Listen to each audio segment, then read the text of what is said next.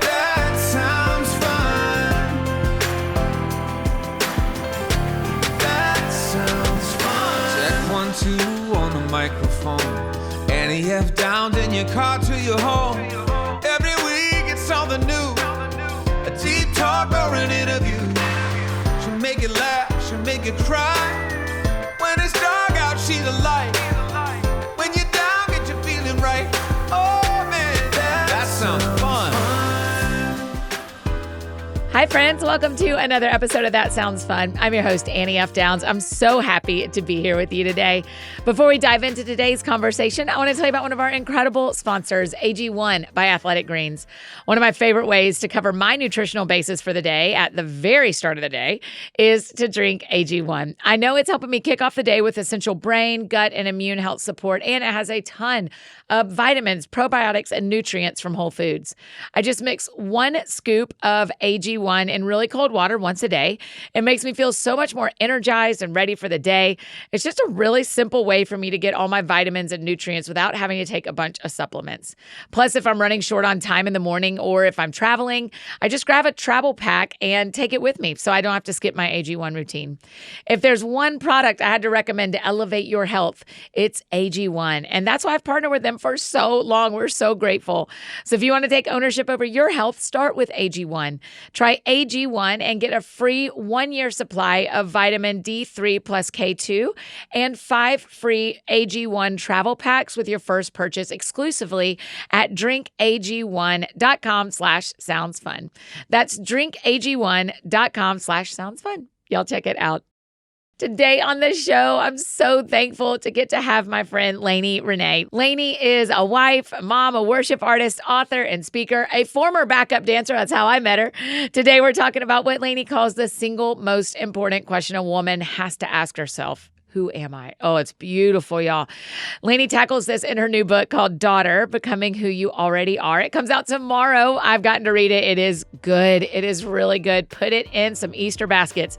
We talk about why this conversation on identity and security and who God made us to be really matters right now and why it matters to the generation behind us as well. You're going to love getting to know her. So here is my conversation with my friend, Laney Rene. That sounds fun. Laney, welcome to That Sounds Fun. Thanks for having me. I mean, sorry that you're just getting here. You should have been here 1,000 times by now. I'm so sorry. Gosh. But what a treat. I'm excited. This is like such an honor. Get out of here. It's just us. I know, but still. I loved when your book, Daughter, Becoming Who You Already Are, you start talking about when you were on the road as a dancer. And I was like, I mean, that is when we met. I know. I knew we were going to talk about 12, this today. maybe? 11 or 12? I feel like it would have been 13 or 14. Oh, 13 or 14 is when you were with Britt. Because I quit in 2017. Okay. How long did you dance? 2017. Okay. So you did like years with her. Yeah, that was like my whole gosh. college kind of experience. I didn't go to college. Yeah, you talk about that in the book about how Yeah. your years here when you and Sadie were living together were like your college years. Yes, Yeah. yes. It was amazing. But yeah, that was my college experience. Was on a tour bus. So many of the people listening, I think, will think this is so fascinating about your life because there are so many people who are raising little girls who are dancers or who danced when they were young, and you like literally got the call of like, do you want to come on tour as our full-time and dance full-time? Yes. And you were doing huge arenas and stages. Yeah. Yeah. When you look back on it now, what was God doing with your life then? What was that about? Man, just thinking back to when I was like 18, I had so much in my heart that I wanted to do. Yeah. Like I remember just like feeling this like burning in my soul and going, God, I know this is from you, but I don't know what to do with it. Like, what is this? And something that actually is super cool about my just kind of dance story for those who are dancers is I was not technically trained. Really?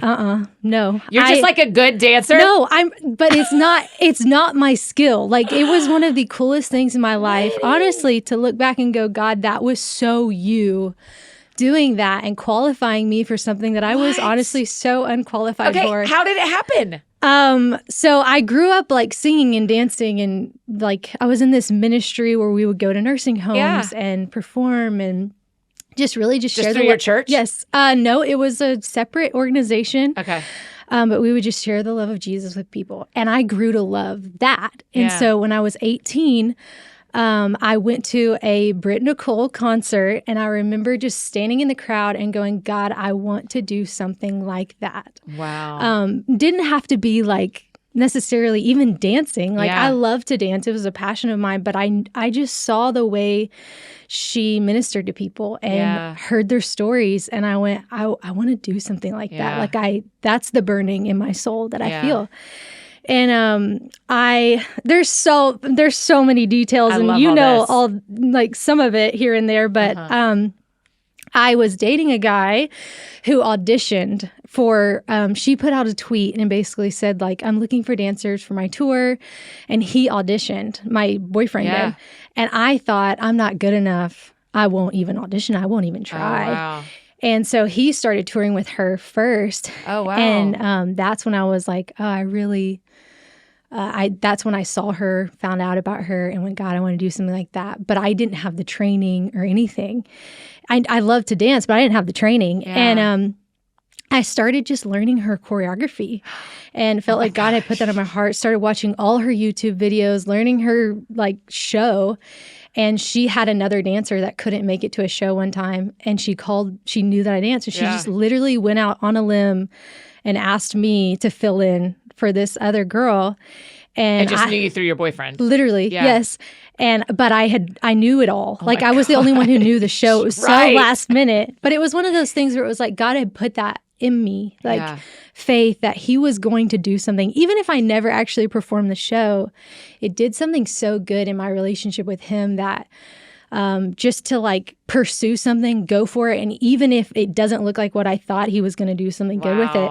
Wow. And yeah, she called me and I stepped in for one show and then I stayed with her for 4 years. That is crazy. So yeah. I mean, that other poor dancer who was like, I was sick and now I don't have a job. So she had I know, she had a surgery that she couldn't make it. And so she was out for a while. And then they had shows build up. Mm-hmm. And it just kind of it wasn't ill-intended by any means. Oh my gosh, of course not. But yeah, of course not. She couldn't make it. And so they needed somebody. So wow. I mean, that is such an interesting anecdote for people to hear because so many of us are waiting for the invitation to do the preparation. Yeah. And you're saying, do the preparation and then see if the invitation comes. Yeah. Yeah. Wow. Yeah. Because so you learned the whole show. I literally learned the whole show. And sometimes it was embarrassing. Like, as far as like, I would be up in my room for hours learning all of that and wondering, what am I doing? You know, of course I had those moments where I was like, why am I doing this to myself?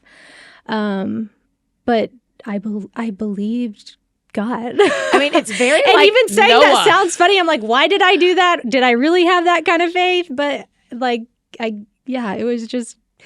God put something in me that went, okay, I believe somehow in this, you're going to do something with this. Yeah. And then that's what led to so much of what I'm doing now. I started music through that. I started writing through that. Man, that is amazing. Yeah, we were on Girls of Grace together with Point of Grace 1,000 years ago. And, but I loved it. I mean, y'all, for our friends listening, every weekend I was on and the musicians rotated. So the 2 or 3 speakers of us, we were on every show and y'all rotated in whenever your calendar. So whenever I knew Britt was coming, I was like, yes, I love Britt. I love Laney. I was always those were my favorite weekends when y'all were there, when For King and Country was there. Well, it was a win-win because it was Royal Taylor. They still do that? I don't think so, which is too bad because it was such a good event for girls. Yeah. We'll have to bring it back. I know. Oh my gosh, you, me, and Britt. So, Laney, what did you learn? I mean, one of my favorite things, we talked about this with Kane, is when they were here, is you can learn so much about what you want to be by watching other people do it. Yeah. What did you learn about serving God in the public eye from Britt? Man, Britt always stopped for the one. And I actually think I thought about that. I think about that often because if I had not walked with her through that season, I don't even think I would know how to just kind of walk in some of the things that God has brought me into now Yeah. and how to really talk to people and get to know them. And I was homeschooled all the way up, and talking in front of people was never my thing, like very uncomfortable in front of crowds. Yeah. But just seeing her genuine love for people and the way that she listened to God and like just truly did what she felt led to do versus what everyone told her to do or felt like she should do. She trusted him. And I feel like just watching her walk that out has helped me tremendously now in this season, just to trust just that he's leading me, and that even like with the no's, like I watched her say no to things that, you know, some people might say, oh, that's crazy. You know, why did you say no to that? But the amount of times now I've been able to look at that and see God's faithfulness and also just taking care of her and go, okay, he's going to take care of me. And even though I don't understand why this is a no, I can say no and trust that you're going to be faithful. And I learned so much from her, honestly. Like I could probably just name off a million things, but that's probably the thing that sticks out the most is just how she stopped for people and heard their stories and really stayed in touch. Like a lot of the people that she met on the road, she actually had a relationship with, and they'd come back to the show and she'd watch them grow and learn. And Like audience members. yes. Wow.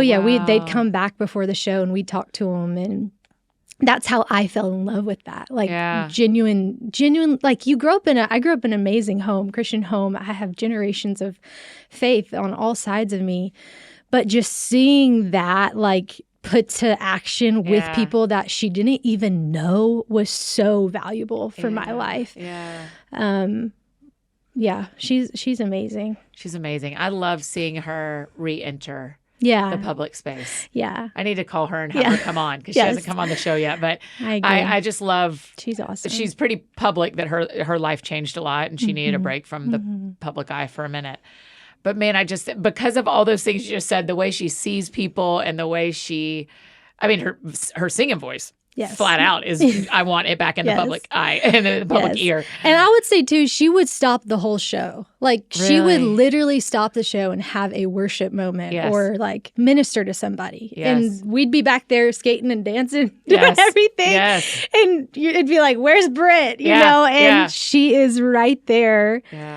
Just having a moment, a one-on-one moment to minister to somebody. And that's such a picture of Jesus and how he stopped for people. He was never in a hurry. You know, he met people where they are and like truly heard their heart and met their need. Do you remember? I don't know if you remember this. I don't know if you knew this happened. We were in Minneapolis and I was teaching right before y'all. Right before Britt. And I mean, it was a massive church in Minneapolis. I bet there were 4,000 or 5,000 girls there and their moms. And it's the end of the day. I'm the last speaker, and they know the only thing left is Britt.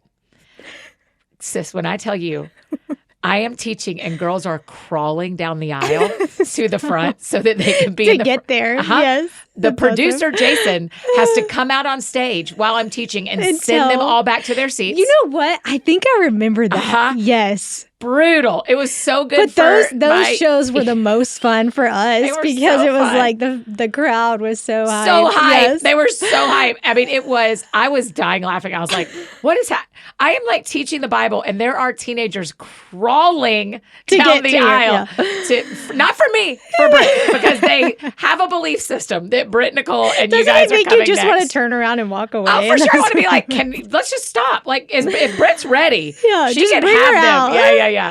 It was such a good, it was painful for my ego, but it was such a good experience to have of like, those are those unique ones that you go like, I'll never forget this. Forget that moment. And it was wild. When you left, you were really tired. You write about it in Daughter. I think it's one of the reasons this book is really important for people to read. There aren't a lot of people in there. Are you still in your 20s? Are you 30 yet? I'm about to be 30. Oh, you're going to love it. 30s are great. You're going to love it. I'm excited. But there's not a lot of people. It just feels weird mentally. I'm like, whoa. Totally. I'm going to be 30. Yeah, that's right. It is. Yes, you're exactly right. It's crazy. There aren't a lot of people in their 20s that are writing about when a dream comes true and then it finishes. Yeah. Like, I mean, I don't know if you ever dance again. You may. I don't know. Yeah. But on a public stage like that. But you really talk about in the book how like you walked away. You knew this dream was done. The season was done. Yeah. How did you know? How did you know when to walk away from the quote dream job? I think I knew long before I actually took the step because so much of my life, like I said, I was dating the other dancer. Yeah. And the main root for me in that was that relationship wasn't full of peace. I didn't have peace in that relationship. Yeah. And if I was going to keep dancing and then like hold hands, like we have a love, we danced to a love song together and held hands across the stage. And, you know, it just felt impossible to actually keep doing that and be at peace. And so I would say a big part of it was that. But I also just felt like God was just saying, like, I have some other things for you. And with dance, I think dance was a way I like hid in the background. Right. I always like had a heart, not necessarily like I'm a vocalist, but just a heart for worship. And I wanted to write songs. And for me, backup dancing was a safe way to, like, I always mouthed the words and sang the entire time I danced. Wow. Well, dancers aren't really supposed to do that. And so they'd have talks with me, like, not in any mean way or anything, but Lane, like, stop singing. You know? But it was just so in me. And I just felt like God was just saying, like, it's time. Like, I'm bringing you into a new season. And so much of just knowing that was his peace. I remember reading Proverbs 3:17, it's talking about wisdom's ways, and it says her ways are ways of pleasantness, and all her paths are peace. Wow. And I read that, and I just remember thinking, like, I am not living in the peace that God has for me. Wow. And not that it wasn't there, like, at one point, but I've outstayed my welcome here. Wow. And not because of anyone else, but because of where God is leading me. And I basically, in the same few weeks, like told Britt that I was done dancing, and I broke up with the guy I was dating actually right before our last tour started. Oh gosh! So that was kind of bizarre. Yeah, because you're still we sharing literally a bus slept on the same bus every night across from each other in the same bunk. And but God really did so much in my heart, even through that last tour, and just probably the first time I remember, every time I would get off stage, I would go straight to my bunk and close the curtain and just have an overwhelming moment with God. And I remember just saying, God, I'm so broken. Like, my heart is so broken. Would you just hold me? Yeah. And falling in love with who he is in that season, like I had never known before. And like I said, I grew up in a Christian home. I have memories with God throughout my life. Like, it's not like I hadn't had encounters or moments with him, but something was changing. Yeah. And I can even remember specifically hearing him say, like, in that broken state, you're going to share your story. And I remember thinking, like, God, what story do I have to share? I don't feel like I have anything to say. I feel like I've failed. I feel like I've ignored you. You know, I've walked in a lack of peace for so long. How could you redeem this? Nobody's going to truly love me again. And I had believed all of those lies. And in that last tour, we were on Winter Jam. It was 3 months long. Y'all broke up before Winter Jam. Literally. Every the night weekend before. of 3 months, you're together on the same bus. Yes. Oh, Lord. But that was also the same. I met Sadie the week tour started. Oh, right. So wow. God, did you switch buses? No. Oh, I would have been like, I'm going to get sleep with my best friend. No, I mean, I thought about it, but it also, like, even in that, I felt like God was saying no. Like, no, you... Was she the speaker that year? Mm-hmm. Oh, wow. She had, she was still kind of starting out. Yeah. So she had a 10-minute,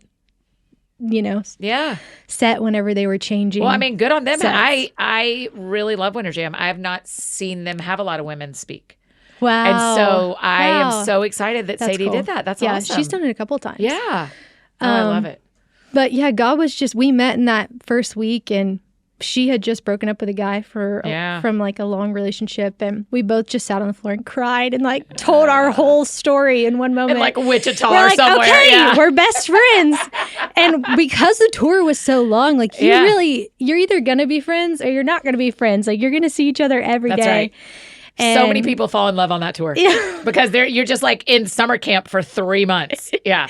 Yes, that's literally what it's like. Or like, I always imagined it. I'm like, is this like what the first day of school is like? Where you're like, okay, who am I going to be friends with? You know, that was exactly. You did have a first day of school experience, right? At the start of Winter Jam. You're totally right.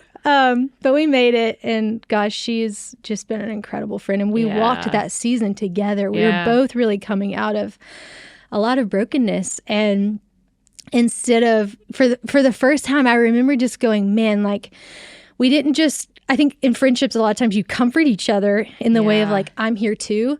But a lot of times it's easy to just stay there, like just stay in the comforting stage. Yes. But I felt like for the first time, and why our friendship really has thrived and been healthy, and we've stayed friends through season changes and moves and all of that, is we went, okay, this is like, we acknowledge where we are, but like, let's run. Let's run to Jesus. Let's run towards freedom. Let's discover more of who he is and what he has for us, and encourage each other in that. And she really helped me walk that season out, because I think it would have been really easy to go back.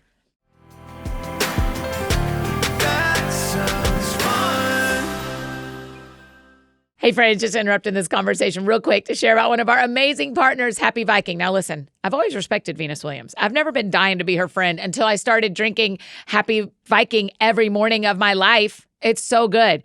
When you're trying to add a little protein to a smoothie or a yogurt bowl or a dessert or whatever, there are a million protein powder options out there. So I'm always wanting to make sure that the one I am taking has like the best ingredients and still tastes so good. So have you tried Happy Viking? Listen, I feel like I'm the newest evangelist for Happy Viking. It has got everything you need in one plant-based powder, which I really love.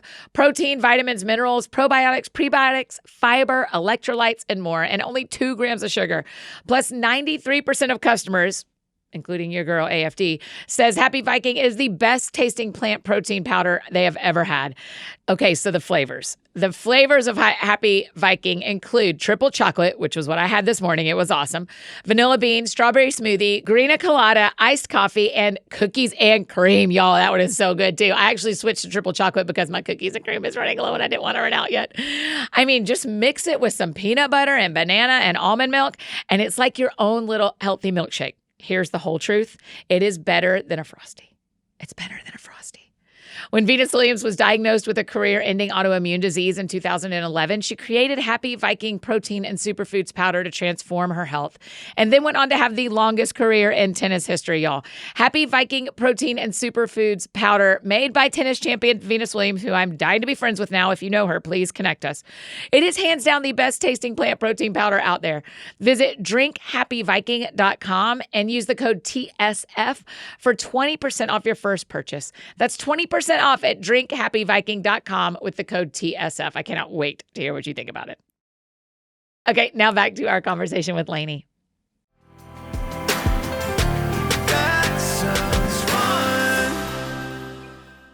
Why'd you tell Britt before Winter Jam instead of like the last weekend? Because a lot of people who are quitting jobs are like... I told her at the end. Okay. No, I did. I told her at the end. I broke up with him at the beginning. Gosh, you're like, Britt, sorry, I broke up with my boyfriend who is but your I other had dancer. decided, okay, this is my decision. Right. So when she came back and like was like, what's your, how do you feel? That I had already decided, so that was hard, and also made it easier because I felt like I'd already kind of dealt with it in my spirit that whole time. You had a career for 4 years or something, right? Yes. 5 years. Yeah. And then you finish Winter Jam and you're done. You write about this some in the book. What was the next week like? Did you just go on vacation? Did you do laundry and lay on your bed? Like, what did you do? I think I went home at first. And where are your parents? Are your parents in Dallas? My parents are in Dallas. Okay. And but then when I came back, it's hard to remember now because God, it really has redeemed so much. Like just remembering even just the state that I was in my mind. Yeah. But one very memorable moment for me was sitting in my apartment Here? Yes, Yeah. here. Had just moved here. Because I moved here like basically after I decided I was done. So Oh, I wow. moved here without really a plan or a job. Right. I had no plan B, but I felt like that was the whole point. Like Yeah. I had held on so tightly to those things I had found my identity in. I was so like proud of that. I was a backup dancer. You know, like if you asked me who I was, I'd be like, well, I'm a backup dancer. You know, that was who I was. And I had just held on so tightly that I felt like there was something to letting go before I had another plan. Yeah. And I remember sitting in my apartment and just going like, okay, I don't have this relationship that I've had forever and all the same friends. Yeah. I don't have this dream job anymore. And I'm away from my family. Well, like, who am I? Like, literally asking God, who am I? And I just remember my mom had sent me this video of me as a little girl recently. And in the video, I'm like 3 years old. And Same age as your daughter. Yes, same age as my daughter, cute. which is so cool. Thinking about now. But in the video, I just pick up this little karaoke mic and I say, I love Jesus. Oh. And it wasn't necessarily about the words that I said to me like in that moment, but it was just how I said it and the fact that I was just a little girl. I was a daughter. I had nothing to prove, nothing to hide, no titles, no roles. I was just a daughter. Yeah. And in that moment, I just felt like God was reminding me, like, that's who you are to me. And that's the most important thing you'll ever be. Wow. And that moment really like changed my life for the next, even just few months of not having anything lined up that I was doing.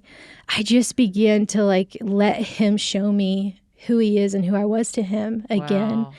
And I had grown up hearing Daughter of the King. I had heard the phrases and things, but it never really like clicked for me. And I knew that I was his, but it was like it just hadn't gone totally from my head to my heart yet. Yeah.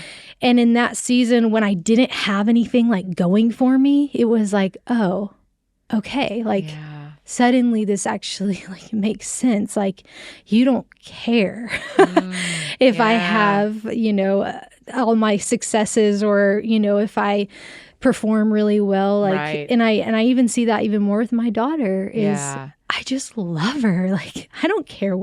You know, the most important thing I want her to know is how much God loves her. But what she does with her life with that, I don't care. Right. Girlfriend, run. Like, right. do like let him lead you, you know? And just seeing that, like, if that's my heart for my daughter, how much more is God's heart, you know, for me in that way, that he would just want me to be his. And that's the most important thing to him. I met with my editor last week and over lunch we were talking and I said, what's everybody writing right now? Like, what kind of books are you seeing? And she was like, well, I want you to answer because you read everybody's books that come through. Yeah. And so I was telling her kind of what I was seeing. And so she starts making her list. She was like, here's what people are talking about right now. They're talking about attachment theory. They're talking about spiritual warfare, whatever. And then she says, and the thing people are always writing is identity in Christ books. And so why is that, Laney? When you like, I mean, this isn't your first book. It's your, I mean, you have a devotional out. So it's your first like trade book, as we say in the biz. It's your first like chapter book is what I like to say. Why was this it for you though? Like, why is that statement you just said about like, I just want Ronnie to know that she belongs to God and that she is his and she can do whatever she wants with life. Why is that the story you want to tell? Mm-hmm. I told my husband literally the other day, I was like, I think I knew the content, everything that was going to be in it before I even knew the title. Wow. And I just feel like God has just kept putting on my heart, you know, the power of our testimony. Yeah. And I've known the scripture about we overcome by the blood of the Lamb and the word of our testimony my entire life. But as I was just thinking about that recently, I felt like it just clicked. It was one of those things where I was like, man, you put the blood of the Lamb and the power of our testimony, the word of our testimony, like right next to each other. Yeah. So our testimony, we build our whole life on the blood of the Lamb. Like all of our faith, all of our hope, all of our trust is in the blood of the Lamb. Yeah. Now it's put right next to our testimony. Our testimony must have so much power. And a lot of this book is my testimony. It's ways and moments God has just met me with his love. And just through conversations with different people in my life, mentors, women ahead of me in years and just seasons, and also girls younger than me. Yeah. It's the thing, like you literally just said, we never grow out of. We never stop needing to be reminded who God is and who we are to him. And I had my grandmother read this book, and she's been in ministry her entire life. And that's so cool. Or since she was like a teenager, and so is my grandfather. And she was like, I wept, because it just brought up, even for her, remembering those moments of even her teenage years and stuff like that. I mean, I bet she is living to get to read books that her granddaughter read. Yeah, well, that, I think there's definitely that aspect too, but just the, we never grow out of it. Like, that's right. we just continually need to be reminded of that. And even though I just wrote this book, I'm like, I still need this. I know. I still have moments with my daughter where I feel just chaos at times in my mind and in my heart. Like last night, I was trying to get ready for today, and I told her, baby girl, don't take my hairbrush. Yeah. Well, I go in my bathroom after she's gone to bed, and I cannot find my hairbrush. Yeah. And I'm like, I have to have it in the morning. Yeah. Like, what am I going to do? Me and my husband searched the house high and low. We're like, where's the hairbrush? Finally, I was like, God, I need you, because I'm going to need my hairbrush in the morning. Yeah, that's right. Finally, I find it under like a piece of dirty clothes. I was like, okay, there we go. Thank you, God. The Lord cares about all of it. Yes, but I could feel the tension like rising in me of like, man, and it's so simple. And I think often it's the thing that we're like, oh, we just know that. Yeah. We know who we are. Now let's move on with life. Right. But it's really the thing that we have to continue to go back to, and the thing that the enemy is after, even just since I wrote this, just thinking about everything we have in God is because of Jesus. It's because of his son. And if we don't have that place as a daughter, what do we have? Yeah. So of course the enemy is after our identity. Yeah. I've seen you twice this year at Sadie's conference and at the Jaywalkers conference. Yes. I love the Shinakis so much. They're so sweet. I haven't had a lot of time with Allie yet, but we've just started to just connect. And so tell me what you see. I mean, I thought that was really interesting when I was reading Daughter, and I was thinking, Laney not only is writing for me and your grandmother, you're also writing for these women who are looking up to you that are younger than you. Sure. I'm thinking about Easter baskets. And I'm like, man, everyone who has a teenage daughter or a college-age daughter needs to put this book in that Easter basket, right? Yeah. And so when you're looking at Allie, who looks incredibly confident on the internet, Yes, she and I'm does. sure she is, and also has moments like the rest of us. When you're looking at the girls that are 18, 19, 20 right now, that are on TikTok, that are putting their face on TikTok without any makeup as they do their get ready with me's, right? Why did they need to hear about their identity when they look like they've got it sorted? I mean, they look so much more confident than I was at 18. When I think back to being 18 and 20, and when I look at, like, literally the other night, like we all do, I was going back through old pictures, and I was like, man, I was in such good shape. My hair was so blonde. Like, I'm like, look, babe, I'm doing all that. And he was like, babe, you were 20. And I'm like, well, so? Like, what does that matter? Yeah. But I would say also, I mean, I just told my whole story about how I was so insecure and not at peace and like not living confidently and while I looked great. Yeah. And I think it just doesn't, you can look great, you can feel great, you can smell great, but that doesn't mean that, and I'm not saying that about Allie or any of these. We're just talking about that generation in general. That generation. Allie does look great and smell great. Yes, and she is incredible through and through. Gosh, she's amazing. But I think a lot of people thought I was confident. A lot of people thought I was secure because I really tried hard to put that off. But when my confidence and security really came was when I went, I actually don't have it all together. Wow. I actually am really insecure in this area. And when I admitted that, that's when I was able to encounter God's love for me in that area and truly be secure. I've never found confidence in myself. Ever. I even today, I'm walking in and I'm like, man, God, you're the only reason I'm here. You are my confidence. Carry me today. Yeah. And I can look at myself and find many reasons to be insecure and disqualify myself. Yes. But but you have put a story and a testimony within me, and it's of your strength and my weakness, and that's why I'm here. And so I think there's a lot of pressure, 18 to 25, honestly, to like, it's that age where I think dating is very amplified. You know, it's on people's minds. Everybody thinks they're going to get married too in that like set of years. So there's a lot of self-focus. And that's really interesting. You're really thinking about you because you're trying to get yourself in front of all the right people. Interesting. Yeah. And so I think all that pressure adds to that. You know, you just, you want to feel secure so badly. But if you just realize that it's not going to come through those. And I think that's one of the hardest things to admit, you know, that it's not going to come from you. We want it to come from us.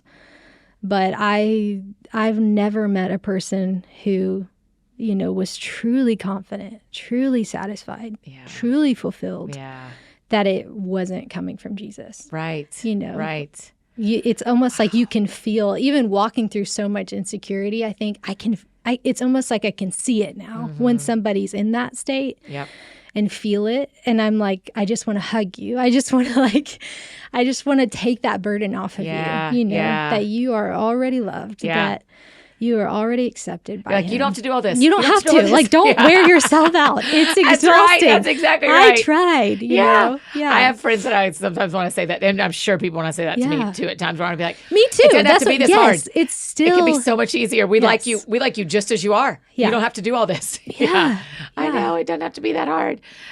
You talked earlier, and you talk about this in the book too. You talked earlier about the older women in your life who you look up to that kind of invest in you. So I'm thinking about our friends listening who are in their 40s or 50s and think, my story will not matter to the Laney in my life. My story will not. I got married young and had a bunch of kids, and that's what I've spent my time doing. So my testimony isn't that, quote, exciting or whatever. Will you talk about why are people's stories that are ahead of you important to you? Yeah. Because they've already gone before me. I'm like, you know something that I don't know yet. But I also think with like, I always feel like with God, like it's like an alternate reality that we live in. Like there is a new reality that we live in as daughters, you know, that's not typical or standard or the system of the world. And so I can actually learn from someone way younger than me by their faith. Like scriptures talk about not looking down on someone who's young, you know, but just recognizing like if somebody has the life of Jesus within them, you can learn from them. And just to the person that may feel like they don't have a story, you know, I would say my mom might qualify for that lady, like who feels like she doesn't have something to say, but she is the most valuable voice in my life when it comes to like an older or just a woman in my life. She is the voice that like has the most authority and strength and power in my life. I listen to her. And yet my mom's not going to be the one to walk in a room and make her voice heard. Like she's going to be quiet and she's going to wait till she's asked a question. And I think those are sometimes the most valuable voices to listen to because, you know, they're not quick to speak. And my mom has an incredible story to tell of just how God she dealt with so much of daughter, honestly, could be her story too, of just how the lies of the enemy started when she was so young. Her dad was an evangelist and traveled the world, and she sang on stages when she was 2 years old, and you know, and was offered record deals and all these things, and she wanted to be a wife and a mom. That was her dream. And she's poured everything into us. And she even said when we all like left the house and got married. How many are y'all? Four of us. All married. So there's 8 plus all the kids, you know, it's just a very large family. But she kind of went into that season of, okay, what's my purpose now? Yeah, like now that we wow. had all left. And I think a lot of women can get to that Yes, stage. yes. And I even thought in writing this book, how can I write a book for all generations? Yeah, Like that feels yeah. a little impossible, but having her in my life to speak into that and how Yes. she was like, that was a season I needed to be reminded that he takes me from glory to glory. And that I remember her telling me she was like alone. Everybody had left. Just our dog was at the house. Yeah. And she said she just heard, Rhonda, I don't do less than seasons. Wow. I don't do less than seasons. Yeah. And because her dream was to be a wife and a mom. So Yeah. in that way, her dream had been fulfilled. Yes. And then she was like, well, is it over? You know, Less than seasons. what do I do now?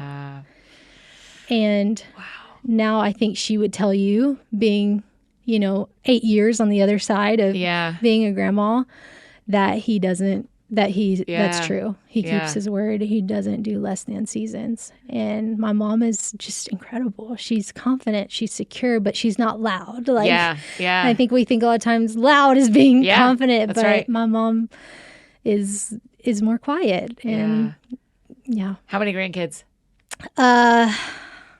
11 on the way. Oh my gosh. Yeah, that's right. 10 in the world. Yes, 10 and in the one world. on the way. One on the way. Man, what a beautiful next part of the story for you to show up here 28 weeks pregnant after I read Daughter. But because Did you know I was pregnant? I feel like I knew it when I saw you. I was surprised only because most recently I'd read the book. Yes. And read about Rory, your Yes. son. But Because I finished the book before I was pregnant too. wow, okay. Yes. Because I feel like you were pregnant when we were in Florida. Were you already pregnant at Jaywalkers? Or was it yes. Sadie's? Was Yes, there one of I them? was. Yes. Okay. Yes. There's one of them where I think I was you told actually me. pregnant at Sadie's too, which Oh, was wow. really cool because I had lost him Yes. that weekend. The year before. The year before. That's right. I at remember you telling me that. conference. Yeah. Yes. So going back, that was literally my prayer was, God, I will, but I don't want to go back. Yeah.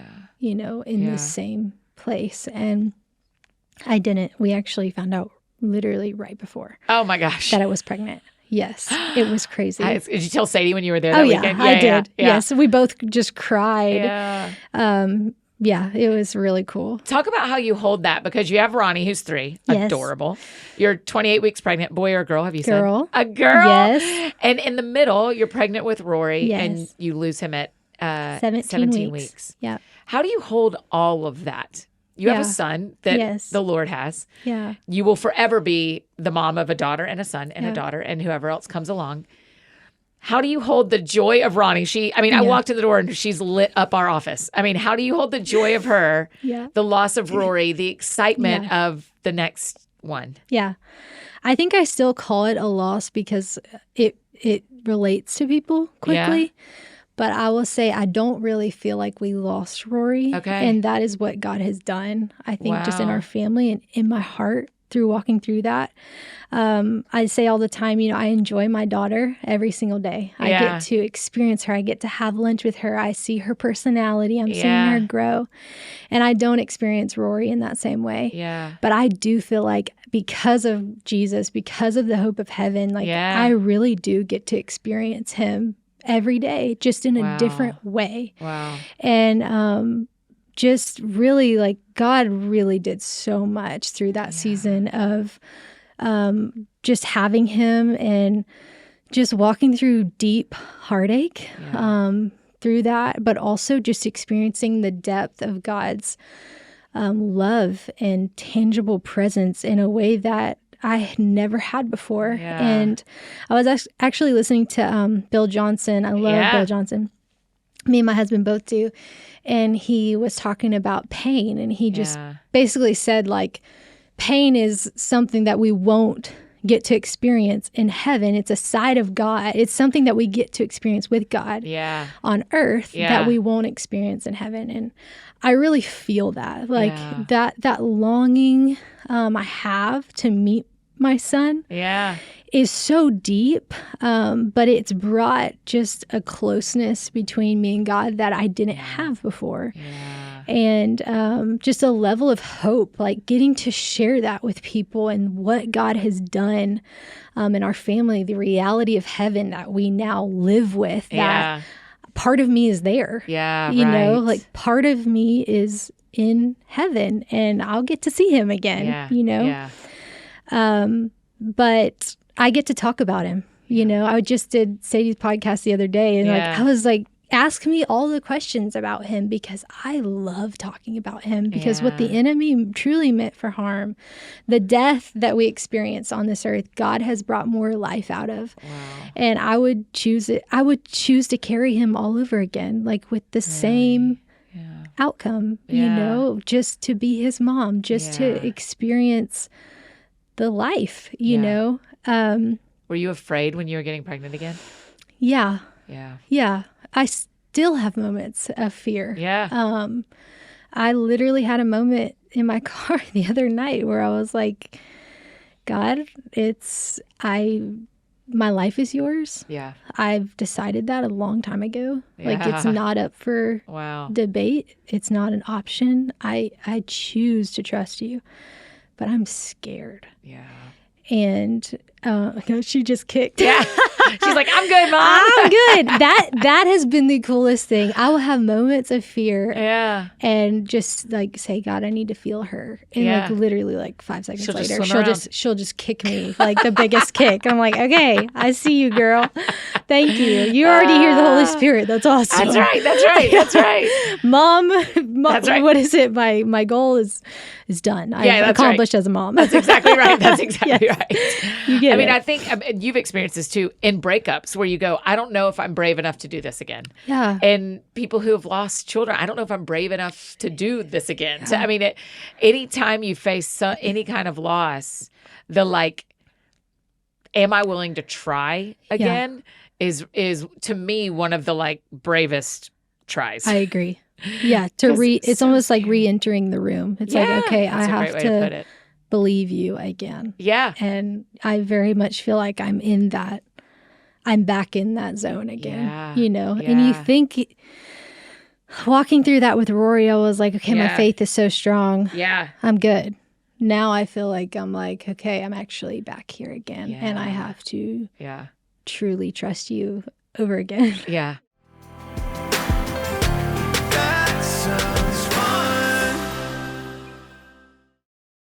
And now let's finish up our conversation with Laney.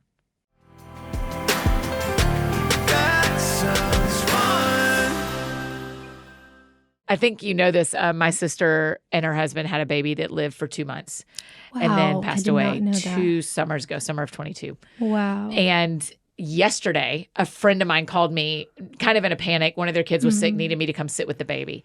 And one of the things that has happened since my nephew TJ died has been like, I don't want to take care of kids. Yeah. Not out of pain, but out of like, I don't want anything to happen. Yeah. Like it's been this weird lie that the enemy has planted in me of like, what if you're the person there when something happens? Yeah. And so even last night when I was driving to my friend's house, I was like, hey, you babysat in 6th grade. Like there weren't monitors. When they went to bed, they went to bed. Babies, children, you go to sleep every night and wake up the next morning. Yeah. And so there are also these times where I think the enemy tries to go, remember how this one time, this one thing happened? Yes. If you put yourself anywhere near that kind of loss or rejection or pain, it's going to happen again. Yeah. Right? Yes. Have you experienced that too? Yes. Yeah. Actually, with my aunt. My aunt passed away from cancer 10 years ago, I think now. And as a kid, I always believed God for healing. Yeah. Like, I remember just laying in my bed at night and I would pray for all the people I knew who needed healing. And I remember thinking every time I pray for somebody, they get well. Like that would happen. Right. That would happen. And so my faith was so strong. Right. And then when my aunt passed away, I just went through this season where I was like, okay, if you don't heal her, like who do you heal? Wow. If you don't heal her, who do you heal? Yeah, because in my mind, she was such a woman of faith. Like, and she was. Yeah. I write about this in the book, but I remember hearing stories of her when she was a kid. She had a lump on her lip. And every night before she would go to bed, she would stand in her mirror and practice how she was going to tell people God healed her. Oh my gosh.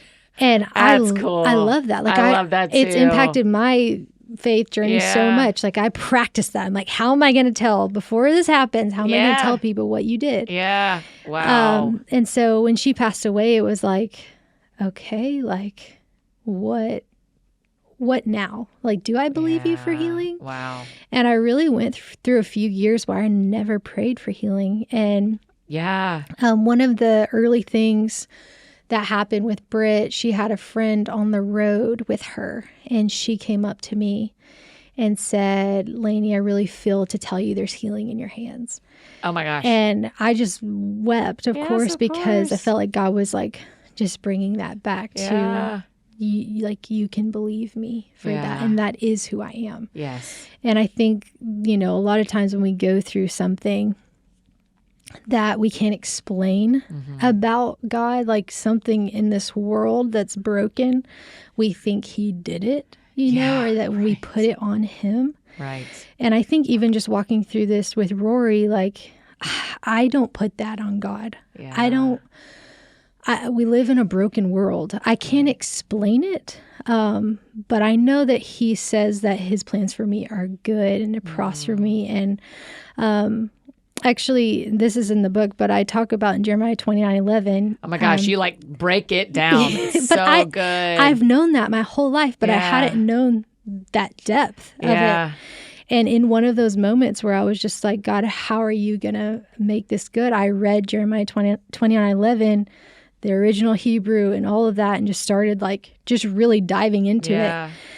And when I got to the part about future and read that it has a meaning for past, it was like God was saying, I'm the one who can step into these things that have already happened. Your aunt, Rory, like these broken things in your life, and bring hope and future out of them. And so, you're not the one that caused this.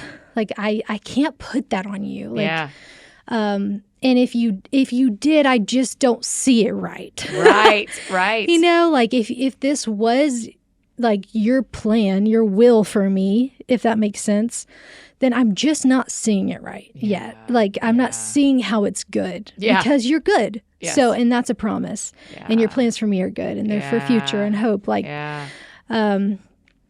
so that has carried me a lot. Just going back to that promise that even when I can't understand it, like somehow in this that you were good. I say this a lot on here, but probably one of my favorite lyrics ever is a Corey Asbury lyric, and he says, "The story isn't over if the story isn't good." Yes. Yeah. And I carry that with me. Like the story ain't over if the story isn't good. Like that's just it. It doesn't mean you're we'll just even in the see middle. It. Like you're just in the middle. You're in the middle of it. Yeah, and like right. God's time is not our time. Like it's gonna get better. That's right. It has to. There's always redemption. Right. There's always hope. There's always a new beginning. Yeah. Oh man, I can't wait for people to get this book. Okay, is there anything we didn't talk about you want to make sure we say? Man, I would do you pray at the end for people? Do you want to? I would love for to you just to do that. Pray. And you too. Like, I feel like you're somebody who knows who you are. Oh, and thanks. you've walked through some You've hard seen a lot seasons. of growth. Yeah. Like I feel like even just being in different seasons, like praying for the woman who is in the exact season you are, that's and good. also, just being a new mom and like the fear and the things that you can go through. So if you want to pray too, Okay. I'd love that. You pray first and then I'll pray and we'll be done. That's Awesome. good. Thanks, Laney. God, thank you so much for just this conversation that has brought so much life. God, thank you for Annie and her ministry and just really how she sees people and believes in people, and that she would open a space to just talk about who you are to us and who we are to you. And God, I just pray for literally every woman, girl on the other side listening to this podcast who maybe relates to just being in a season of going, who am I? What's my purpose? Or I feel really broken. I feel lonely. I feel like I'm in a waiting season. I'm longing, and just all the things that we can go through in different seasons of our lives as women, and as our seasons change and we grow. God, I just pray that you would meet them right there, that you would just show them your love in just a really real, tangible way. That they would wake up in the morning and just feel your massive arms wrapped around them, God. That faith would rise in their heart, God. That they would just know that you really are a faithful Father, that you really are good, you really are who you say you are, and that you can be trusted. No matter what they're walking through, no matter what life looks like right now, there is hope to come. There's hope right where they're at. There's redemption. There's restoration, God, that you can truly make anything good. And that's just what you do. And so I pray for faith in their hearts and just a realization of who they are, the reality that they get to live in as your daughter, that even though it may not look like what they would hope for right now, that they can still believe, because faith is truly substance, that faith really is evidence of things we don't see. And just bless them, Lord Jesus, and show them your love. Yeah, and Lord, we just do pray for the people who've experienced great loss in their families and their lives, and do not yet see how you are redeeming that. I just thank you for Laney's testimony, her and Clayton's just like powerful testimony of your redemptive work in the midst of not having Rory with them every day. And the same true for our family with TJ and so many other families who know that loss. And so, Lord, I just ask that even today, if all our friends grieving get are just like a glimpse of the end of the story, we'd ask for that today. And God, we just, I ask that Laney's story today, the thing that just keeps coming to my mind is that this story would just flow into our lives, that we would examine ourselves and see where we are believing that we aren't enough, and that we aren't who you need us to be, and that we aren't doing enough, or that our lives are too boring, our lives are too unconsequential. And God, would you just open our eyes, even today, a conversation at a grocery store or a conversation with a family member or at church or with a friend, that we're like, oh man, I'm needed on this planet. Like, I'm the only one who can sit in my seat. Would you just do that for us today, God, and reestablish our identity as an important part of the story you're telling on earth right now. You picked us to be the grown-ups right now for some reason. And so we just, we say yes to that. So we love you. We trust you. In Jesus' name, amen. Amen. You guys, isn't she so great? I know. It's just amazing.